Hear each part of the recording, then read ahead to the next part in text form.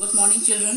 Myself, Mrs. Rekha Patharia, PGT History, KB 1HTC, Jabalpur. Today, we will learn the fourth chapter of part 1, Thinker, Beliefs and Buildings, 600 BCE to 600 CE. In this chapter, we will learn the history of about 1000 years. During this period, attempts were made by thinkers and philosophers to understand the world in which they lived. Their ideas were compiled as oral and written text as well as expressed in architecture and sculpture. इस पाठ में हम पढ़ेंगे कि किस प्रकार दार्शनिकों के विचार मौखिक और लिखित परंपराओं में संग्रहित हुए तथा उन्हें स्थापत्य और मूर्तिकला के माध्यम से कैसे अभिव्यक्ति मिली. Now we will study the sources. Historians often take help of different sources while writing the history on any topic. The sources may be written oral or in the form of things or objects. यहाँ पर हम बताना चाहूँगी कि जो sources होते हैं विभिन्न प्रकार के होते हैं. वे मौखिक हो सकते हैं, लिखित हो सकते हैं या वो किसी वस्तु के रूप में भी हो सकते हैं. इतिहासकार किसी विषय पर लिखने के लिए कुछ स्रोतों की सहायता लेते हैं. आइए अब हम उनका अध्ययन करें. पहला स्रोत है बुद्धिस्ट सोर्सेस. बुद्धिस्ट सोर्सेस में सबसे पहले हमें जो किताबें ग्रंथ प्राप्त हुए हैं उसमें सबसे महत्वपूर्ण जो ग्रंथ है वह है त्रिपिटक. त्रिपिटक एक पाली भाषा का शब्द है जिसका अर्थ है 3 टोकरियाँ. 3 baskets to hold the different type of text. इसके अंतर्गत जो ग्रंथ लिखे गए हैं वे इस प्रकार हैं. पहला ग्रंथ विनय पिटक, दूसरा सुत्त पिटक और तीसरा ग्रंथ अभिधम पिटक. The first one, Vinaya Pitaka, is the collection of rules and regulations. Vinaya Pitaka में नियमों और विनियमों का संग्रह है. दूसरा ग्रंथ सुत्त पिटक है. Buddha's teachings were included in this book. इसमें गौतम बुद्ध की शिक्षाओं को रखा गया है. जो थर्ड किताब है वह है अभिधम पिटक. It is dealt with the philosophical matters. यह दर्शन से संबंधित विषयों का संग्रह है. जब बौद्ध धर्म श्रीलंका जैसे नए इलाकों में फैला तो दीपवंश अर्थात द्वीप का इतिहास और महावंश अर्थात महान इतिहास जैसे क्षेत्र विशेष के इतिहास को भी लिखा गया. इसके अलावा हैजियोग्राफीज अर्थात संत चरित्र को धार्मिक संतों की जीवनी है उससे भी हमें सहायता मिलती है. सांची का स्तूप भी बौद्ध धर्म को जानने का एक महत्वपूर्ण स्रोत है. Sanchi stupa is a good example of the Buddhist which still survived. Mathura और गंधार से गौतम बुद्ध की मूर्तियां प्राप्त हुई हैं. इसके अलावा चित्रकला और अभिलेखों से भी हमें बौद्ध धर्म के बारे में जानकारी मिलती है. Now we come to the Jaina sources. Agam and Purvas are the important books of Jainism, which gives us information about the rise and the development of Jainism. इस प्रकार लगभग 3वीं शताब्दी ईस्वी में मथुरा से एक तीर्थकर की मूर्ति प्राप्त हुई है जिससे हमें जैन धर्म के बारे में जानकारी प्राप्त होती है. इससे पहले बौद्ध धर्म के बारे में एक और बताना चाहूँगी कि जातक कथाएँ थीं उससे भी हमें गौतम बुद्ध के बारे में जो कि उनके पूर्व जन्म की कहानियों का संग्रह है उससे भी हमें जानकारी प्राप्त होती है. अब हम आते हैं ब्राह्मणिकल सोर्सेस. हिंदू धर्म में जो ग्रंथ लिखे गए हैं वे भी इतिहासकारों की सहायता करते हैं. Brahmanical sources such as Vedas, Puranas, Mahabharata are the rich sources to know the social and religious conditions of the then society.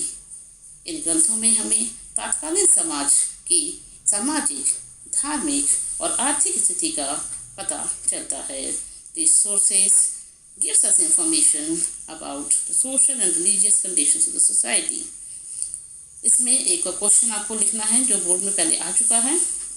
Explain the variety of sources used by historians to reconstruct the histories of religious traditions. Now we come to the next topic.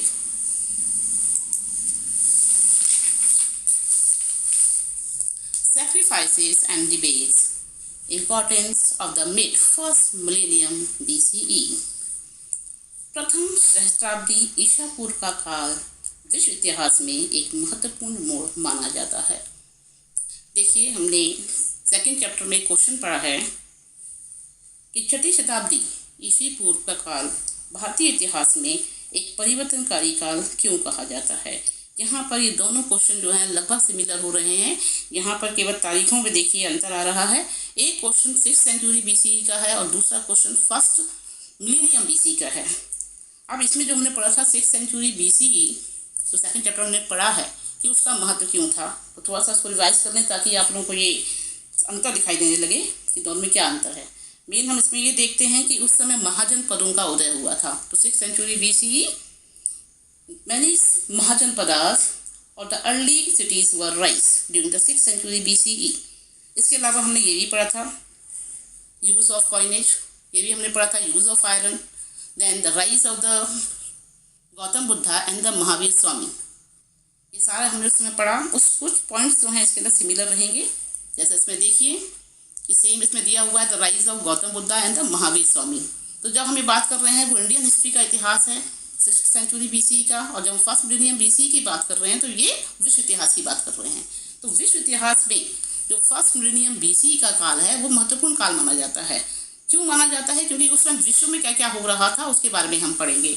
देखिए इसमें first point, it saw the emergence of thinkers such as Zarathustra in the Iran, Kongzi in China, सुकरात, Plato and Aristotle in Greece and Mahavira Gautam Buddha in India. तो हम देखते हैं कि विश्व इतिहास में इन चिंतकों का उद्भव हुआ. इन चिंतकों ने, इन विचारकों ने उस समय की सामाजिक धार्मिक प्रथाओं और जीवन के रहस्यों को समझने का प्रयास किया. इन विचारकों ने सत्य तथा न्याय जैसे विषयों पर भी गहन चिंतन किया तथा लोगों को अपने विचारों से अवगत कराया. तो पहली बार इन विचारकों ने न्याय के बारे में, सत्य के बारे में जानने का प्रयास किया. This was the time when the new kingdoms and the cities were developing in the Ganga Valley, such as Magadha and the Kashi. हम इसमें देख रहे हैं कि उस समय जो न्यू किंगडम्स राइज हुए थे, सेम ये पॉइंट रिपीट हो रहा है. 6th सेंचुरी BCE में भी हमने यही पढ़ा था, rise of new kingdoms, rise of new cities. Same यहाँ पर हम रिपीट करेंगे. It was the time when new kingdoms and the cities were developing. Ganga घाटी में नए शहरों के उदय के साथ ही कृषि का विस्तार हुआ. हम देखते हैं कि जिस समय गंगा वैली की हम बात कर रहे हैं, जब वहाँ पर नए शहरों का उदय हुआ था तो वहाँ की मिट्टी बहुत उपजाऊ थी, कृषि के लिए योग्य थी. जनसंख्या बढ़ रही थी अर्थात जंगलों को साफ कर कृषि योग्य बनाया गया, जिससे उत्पादन में बढ़ोतरी हुई. इस प्रकार हम देखते हैं कि सामाजिक और आर्थिक जीवन में कई तरह के बदलाव आ रहे थे.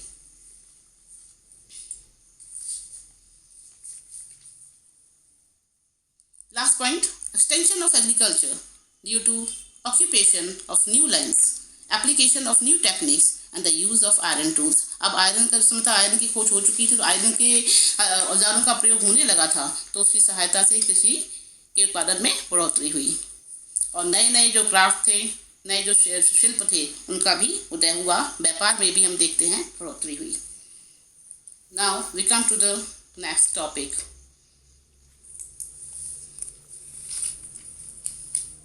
The sacrificial tradition, यज्ञों की परंपरा.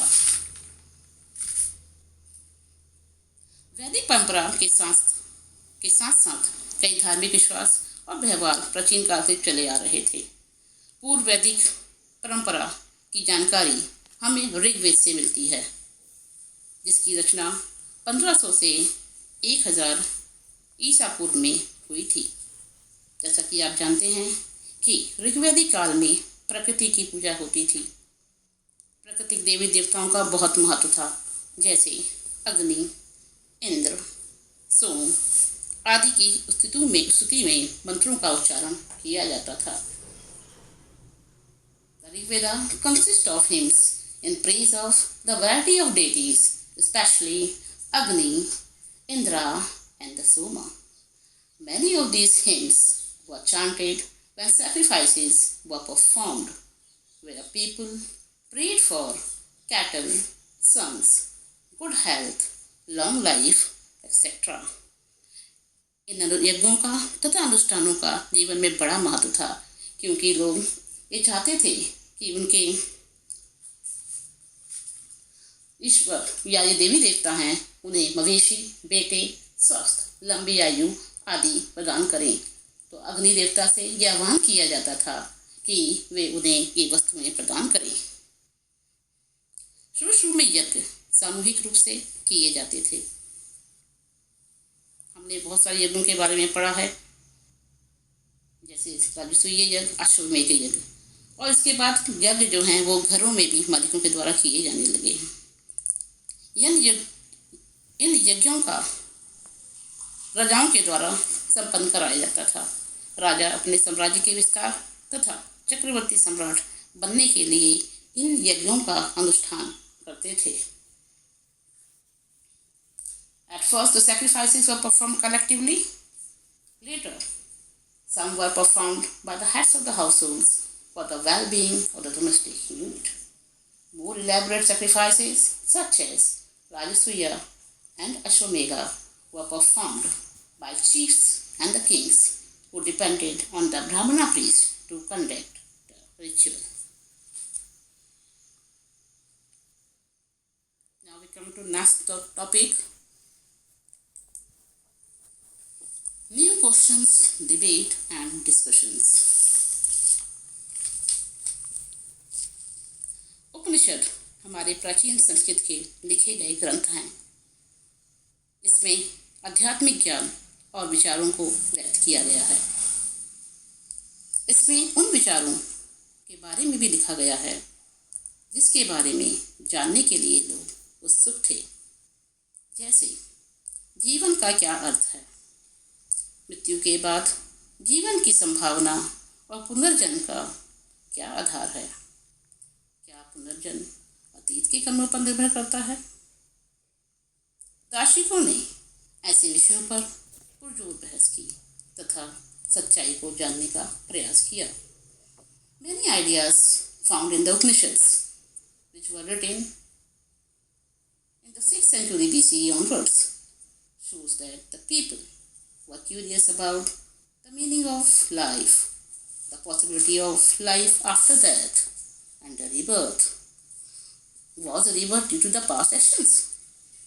Such issues were hotly debated. Thinkers were concerned with understanding and expressing the nature of the ultimate reality, that is, the Supreme God.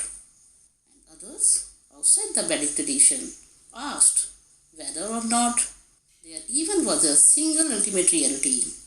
People also began speculating on the significance of the sacrificial tradition. Thinkers were concerned with the understanding and expressing the nature of the ultimate reality. इस प्रकार की चर्चाएं कुटागारशालाओं, जिसका अर्थ होता है नुकीली छत वाली झोपड़ी, में होती थी। Teachers traveled from place to place trying to convince one another as well as lay persons, means common people, about the validity of their philosophy or the way they understood the world. In such type of discussions, if a philosopher succeeded in convincing one of his rivals, the followers of the latter also become his disciples. So the support for any particular sect could grow and shrink over time. Many teachers, including Mahavira and the Buddha questioned the authority of the Vedas. यहाँ पर हम देखते हैं एक महत्वपूर्ण बात जो कही गई है कि गौतम बुद्ध और महावीर स्वामी ने वेदों के प्रभुत्व पर प्रश्न उठाए।